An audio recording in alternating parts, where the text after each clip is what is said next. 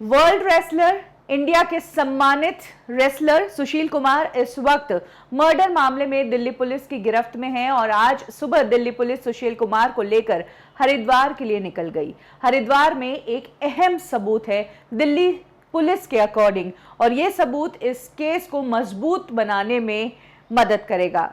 In fact इसी सबूत से पता चल जाएगा कि सुशील कुमार के किन किन गैंगस्टर्स से लिंक थे और इतने दिन यानी कि सागर धनकर की हत्या के बाद 20 दिन तक सुशील कुमार के लिए कौन जगह की व्यवस्था कर रहा था, कौन उन्हें एक शहर से दूसरे शहर तक पहुंचने में मदद कर रहा था।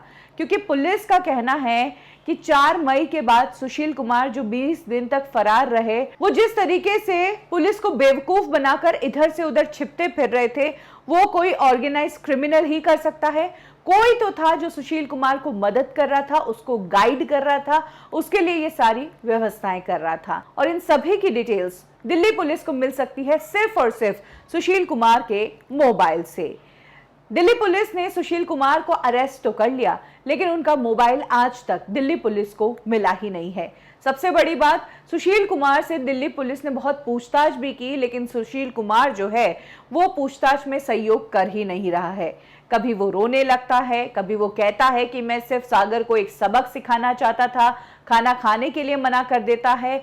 उसके बावजूद जब दिन में 3-4 घंटे सुशील कुमार से पूछताछ की जाती है तो मोबाइल का ठिकाना उसने बताया नहीं। उसने ये कहा कि जब मैं भागकर जा रहा था, दिल्ली छोड़कर जा रहा था, तो रास्ते में मैंने मोबाइल को खोल के तोड़ के फेंक दिया था। अब उस टूटे फूटे मोबाइल को ही ढूंढने में लगी है दिल्ली पुलिस। दिल्ली पुलिस को शक है कि हरिद्वार में ही सुशील कुमार ने अपने मोबाइल को गायब किया है और वहीं से अब इस मोबाइल का पता लगाया जाएगा, क्योंकि दिल्ली पुलिस इस मामले को अब बहुत बड़ा बनाने जाएगी।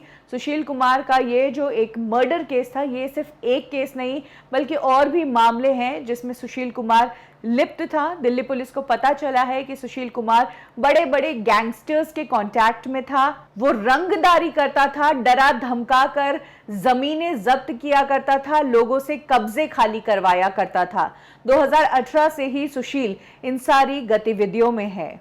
इसीलिए सुशील के ऊपर दिल्ली पुलिस मकोका का केस बनाने जा रही है।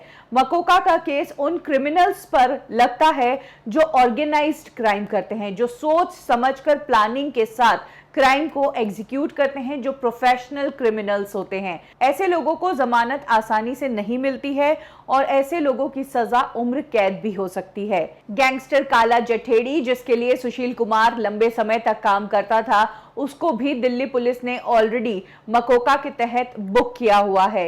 लॉरेंस बिश्नोई, जिसने सलमान खान को मारने की सुपारी दी थी, उसको भी मकोका में ही बुक किया गया है। इनफैक्ट इस मकोका के केस को बनाने के लिए दिल्ली पुलिस ऑलरेडी 5 बड़े गैंगस्टर्स को दिल्ली ले आई है, जिसमें लॉरेंस बिश्नोई, जगदीप जग्गू भगवानपुरिया, संपत मेहरा उर्फ काली राजपूत, राजू बसौदी उर्फ काली शूटर, इन सभी को दिल्ली बुला दिया गया है। माना जा रहा है कि सुशील कुमार इन गैंगस्टर की गैंग के शूटर्स और लोगों को ही इस्तेमाल किया करता था अपने मामले सुलझाने के लिए। और जिस दिन सागर धनकर की डेथ हुई थी, जिस दिन छत्रसाल स्टेडियम में सुशील कुमार सागर धनकर को असॉल्ट कर रहा था, तब इन गैंग्स के मेंबर्स की ही मदद से सुशील ने सागर को सबक सिखाने का प्लान किया था। लेकिन प्लानिंग तब फेल हो गई जब सागर धनकर को बहुत ज्यादा गहरी चोटें आई और उनकी डेथ हो गई। सुशील कुमार को लेकर सब तरफ चर्चा बहुत गर्म है और सुशील कुमार पर मीडिया ट्रायल नहीं हो, इसके लिए भी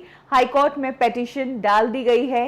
हालांकि जब तक फैसला नहीं आता है तब तक मीडिया इस केस को कवर करेगी। इसके अलावा इंडिया की एक और नामी रेसलर बबीता फोगाट, जो कि अब एक पॉलिटिशियन भी है, उन्होंने सुशील कुमार की गिरफ्त पर रिएक्ट किया है। उन्होंने कहा है कि सुशील कुमार हमारे देश के एक बेहतरीन खिलाड़ी है, उन्होंने देश का नाम रोशन किया है। बहुत दुखद बात है कि उनके ऊपर इस तरह का मामला हुआ है। हालांकि उन्हें इंडियन जस्टिस सिस्टम पर बहुत विश्वास है, कोर्ट का जो फैसला होगा उसका वो समर्थन करेंगी।